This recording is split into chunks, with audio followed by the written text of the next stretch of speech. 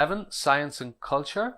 Today I'm going to be talking about shopping culture and the differences between shopping in Asia and shopping in my home country, the UK. What things are different? Now, I'm living in Asia. I've been living here for a number of years, specifically Vietnam. But when I first came to Asia, I was so shocked and surprised about all of the shops and the sellers on the street. It's just something that I'd never seen before in Europe. My first experience with buying something was when I went into the Ben Thanh market in District 1 in Ho Chi Minh City and bought myself a pair of sunglasses for about $20, which I thought was a bargain. However, when I went back to my accommodation that evening, I met my Vietnamese friend, and when I was showing off my glasses, my new sunglasses, he said, "How much did you pay for those?" I said, $20, cheap, right? And he said, "No way! Why didn't you bargain? Why did you not try to find a better price? Those glasses are only about $5, usually." I was very shocked. I was very surprised with my friend's reaction, because back in the UK, that's just the normal way. You go into a shop, you ask how much they are, and then you pay the money. You don't really bargain. It's not something that we do. It's not customary of British people and Irish people to do such a thing. So whenever my friend said that to me, I was quite surprised. But he said, "You must bargain in Asia. You must. Whenever you go to a market, you must try to get a good price, because the seller always starts high and it's up to you to try and come lower to get a fair price." I understand now, after being here for some years, that just because the seller says $20 doesn't mean you have to pay $20. But in my home country, if it says $20, you pay $20. That's it. There is no negotiation whatsoever. When I was in the market, I noticed that most of the things, the clothes, the items, the souvenirs, didn't have any price tag on them. So that naturally, I had to ask the seller how much those things were. It took me some time though, because the sunglasses that I wanted to buy, the seller looked quite unfriendly, and I was a little bit nervous at first. But eventually I asked him, and he said $20.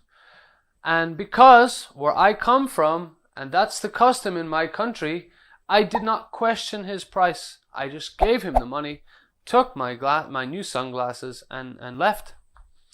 Finally, I noticed that when I was in the market, the Vietnamese people who were in the market carried a lot of money, a lot of cash money, and people here rarely use credit cards or plastic money to pay for things, which can be quite inconvenient for travelers who prefer to pay by card.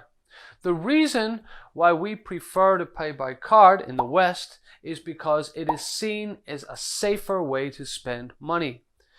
People don't carry big bundles of cash around because it's deemed quite unsafe. And if you lose all your money, well, you're in big trouble, right?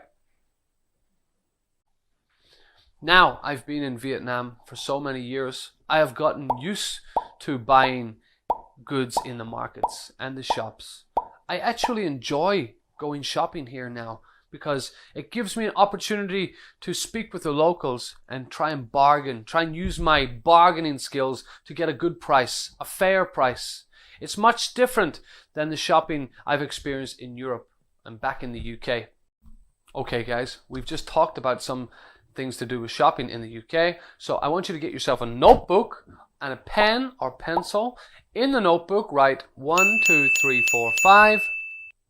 And next to those numbers, I want you to write true or false, or NM for not mention, if I didn't say anything at all. Is that okay? Can you do that now?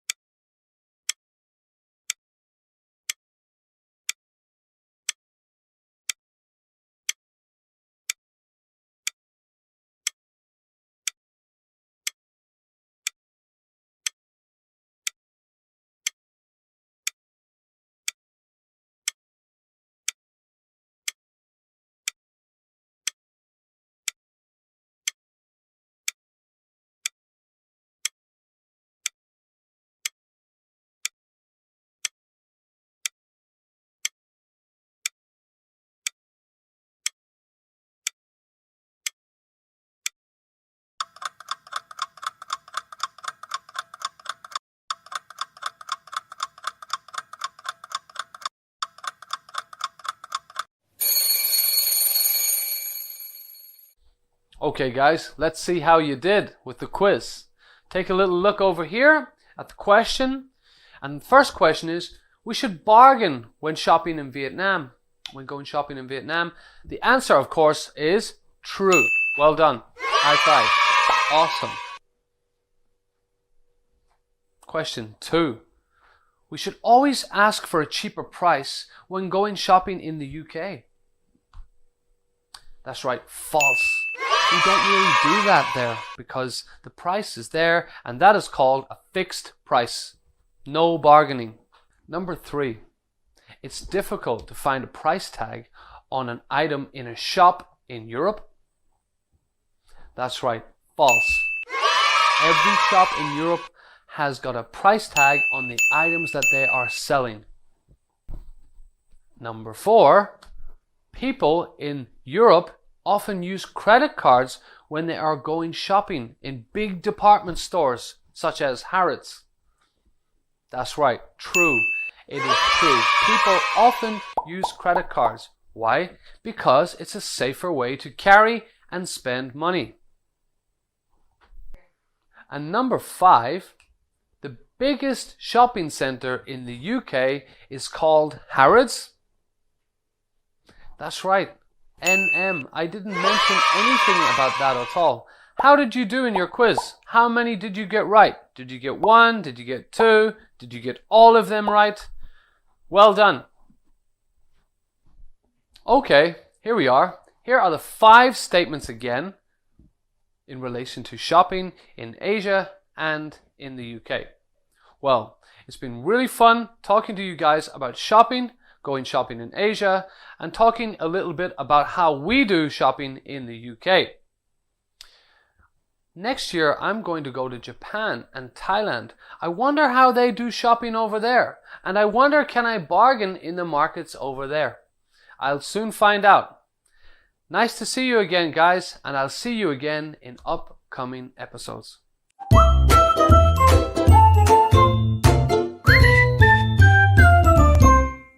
Hi everybody, Mr. Sean here again. And I'm here to bring you some great and amazing scientific facts. Now, I hope you had a great time going shopping all around the world. But now, let's go to the lab where we will start to study about the human body. First, here's some information that we should take a look at. So please read carefully and follow along. So, how can we study the human body? Since a long time ago, there were people that were very interested in knowing how the human body worked. How people can run, how people can see, and how people can think. In the past, people used the bodies of dead people. They cut the bodies open and tried to understand what had happened. Nowadays, there are still a lot of things we don't know about the human body. However, we can still find out a lot of information about a person who is still alive. We don't need to examine dead bodies. There are many amazing machines to help us do this. We have the X-ray machine so that we can see bones. We have the CT scanner, which can see our heart and our brain and other organs. And if we want to see even more clearly into the heart or the brain, we can use an MRI scanner. Doctors use these results to help sick people. Anatomists study these results to understand the body. Now, let's see how much you can remember from the passage. Can you match the machines with what they can do?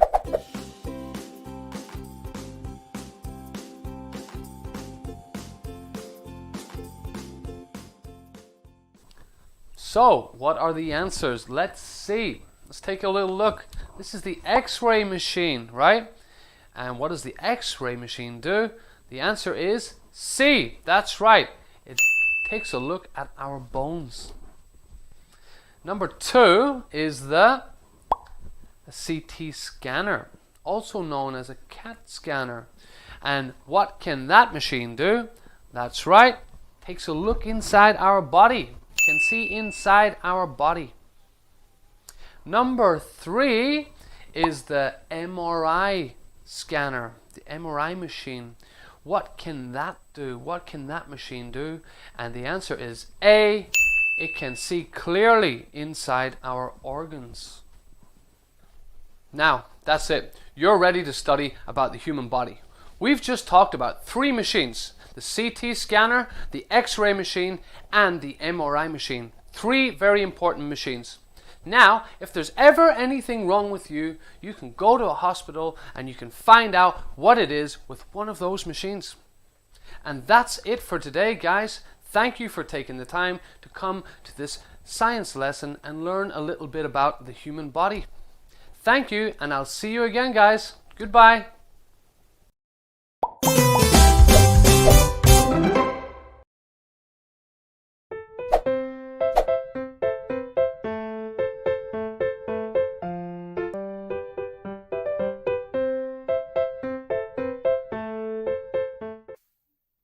Hello there, my name's Kate, and today I'll help you to tackle through part 6 and part 7 of the writing session. So let's start with some tips I hope you can use. When I write an email, I always start with hi at the beginning. At the end, I will write my name so my friend knows it's really me who wrote the email. The second tip is when we want to invite someone, we will use let's. It's short but very clear. And the third tip is when we invite someone, we want them to answer us, so we use let me know. So here's an email that Emma wrote for her friend, Pat. Emma used the tips that I've just mentioned. Let's read. Hi Pat. You love Harrods, so let's go to Harrods this weekend. Let's meet at 9:30 a.m. I want to buy a pair of sunglasses for my mom. It's her birthday on Monday. Let me know. Emma. So let's check. Did Emma start with hi at the beginning? Yeah, she did. How about her name? Did she put her name at the end? Yeah, she did. She used let's to invite Pat to Harrods. And she also put the time to meet. She used let me know at the end. Okay, so that's Emma's email to Pat. Now, Emma wants to invite Betty to her birthday party. What should she write? Now, there will be some clues on the screen for you. You can use it, stop the video if you need to, and write down your answer. So it's Emma writing to Betty. So at the beginning, we will write, "Hi, I'm Betty." After that, we will say why we are writing. Now, Betty and Emma are very good friends. So Emma wants to go shopping for the party with Betty. So we use let's. Now, if they're going shopping, they will need a time. So let's meet at. Okay, I hope you finished the email with no problem. Here's all the clues for you again to double check. Pause the video if you need extra time. Did we forget something? Oh yes, let me know. Oh, and don't forget to put Emma's name at the end. So, you've got the email. Let's check what I wrote down.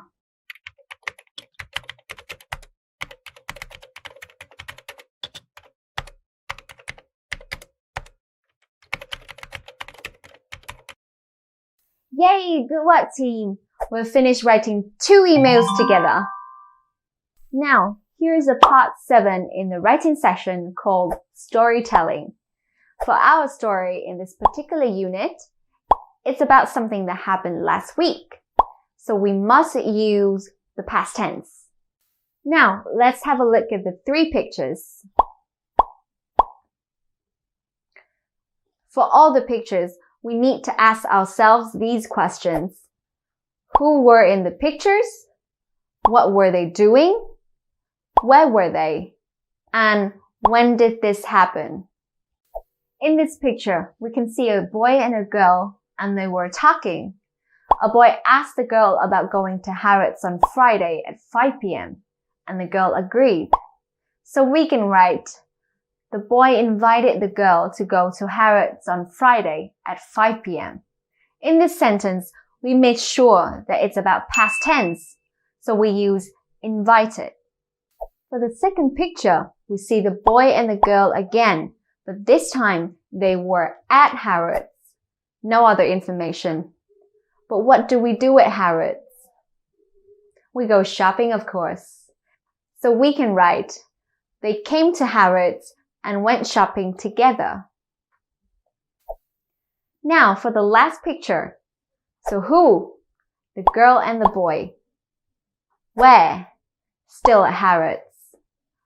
What? They were thinking about what they like.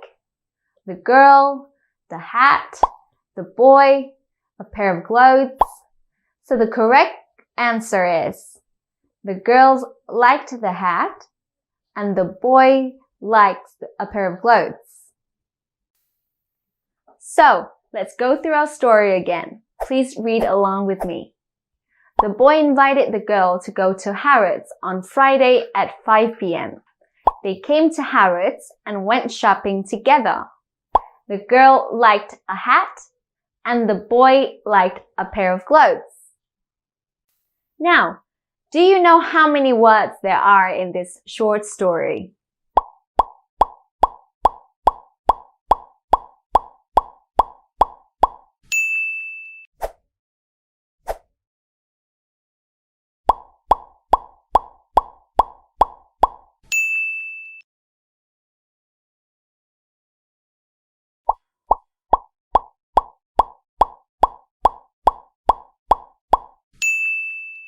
So 14 for the first sentence, 8 for the second, and 13 for the third. So 14 plus 8 plus 13 make 35 words. So the task asks us to write at least 35 words. So I think we've written enough. However, if you want to, you can always add more information. We might not write a lot more because we might not have enough time. But one more sentence is good.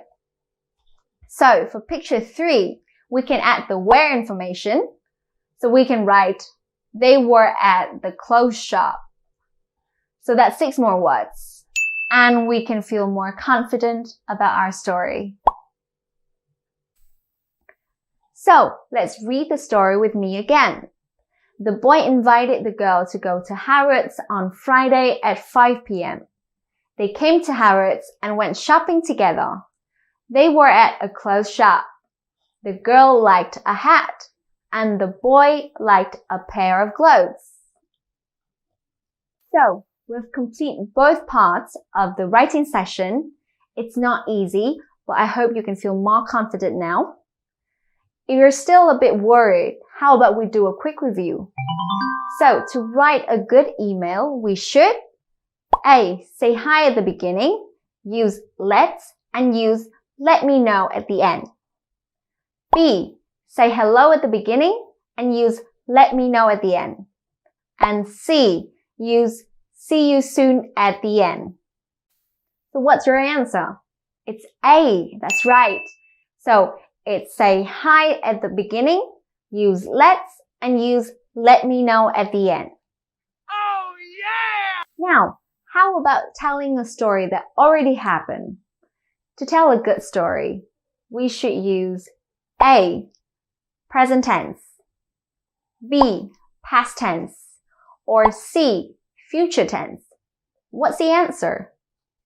B, right? So yeah, past tense is the best tense to tell a story that already happened. So that brings us to the end of this lesson. Thank you for watching and see you soon.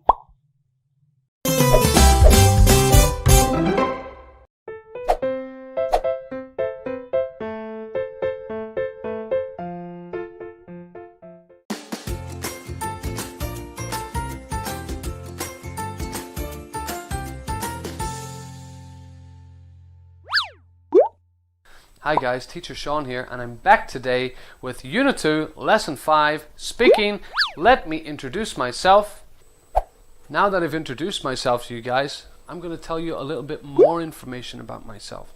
So here are 5 more pieces of information about me. Firstly, my full name is Sean Smith. Sean is a very popular name in my country. That's why my parents gave me that name.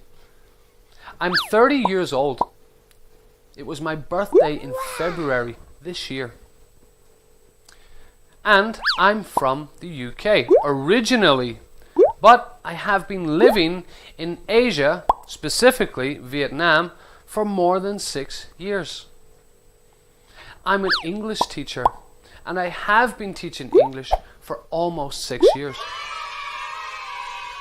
My hobbies include playing the guitar and shopping. I often go online to shop online, check out the sites, and I also check out things like Facebook and Instagram to discover some new stores. I've just spoken for about 1 minute there, but I think you know a lot about me already. The key with perfecting a good introduction is content and trying to give the listener a little bit more information. So if you have a name, talk about what your name means. How old are you? Talk about when your birthday is, when it's coming up, when it was. Talk about where you're from, where you're living now, at the moment, and where you lived before. Your job, talk about what you do. If you're a student, talk about which school you go to. I'm a student. I go to this school. Hobbies, talk about what you like to do. Talk about why you like to do it and who you do it with. This is 5 pieces of information, but if you just add a little bit more, it becomes a nice conversation. And also, the listener can find out more interesting things about you. So, let's just take a little look on my introduction, what I've talked about myself. So, I told you my name, and I told you why I have that name. I told you my parents liked that name, so they gave it to me because it was popular. Secondly, my age. I told you my age, and I told you which month my birthday was in, which is February. After that, I talked about where I was from. I talked about my origin, which country I came from, and where I am now. After that, I talked about my job, what I do for a living, and how long I have been doing that. Hobbies. I talked a little bit about what I do in my free time, what I like to do. I like to go shopping, and I like to shop online, and I like to discover some new shops online. So I shared a tip with you. Right guys, that's my introduction. Now, let us listen to another introduction from a student named Anne. Okay? Listen to her introduction and listen to how she describes herself. My name is Anne. My mom gave me that name because she wanted me to become a happy person. I am in grade 6. My favorite subject at school is history. I live in District 5 in Ho Chi Minh City. You know, there are many good restaurants in District 5. I love watching YouTube videos about baking. The cakes look so delicious. So that's Anne's intro. Let's take a little look about some of the things she said. So Anne's mom gave her that name because she wanted Anne to become a happy person. After that, Anne talked about being in grade 6. So that gives us an idea of how old she is. So she's about 11 or 12, right? Anne also talked about where she lives. She lives in District 5 in Ho Chi Minh City, and she loves it because there are so many great restaurants around her. Anne also talked about what she likes to do in her free time. She always watches videos on YouTube about baking cakes. That's a little bit of information about Anne. And that was her introduction, which didn't take too long, but we now know a little bit more about Anne. Can you make an introduction for yourself? Can you write down some interesting things about your name, your age, where you're from, what you do, and what you like to do in your free time? 5 things. So that's it. Just to recap, when we talk about ourselves, we should mention our name, our age, our hometown, our hobbies, and some other interesting, fun things about ourselves so that we can share with friends and new people that we meet. Try it yourself.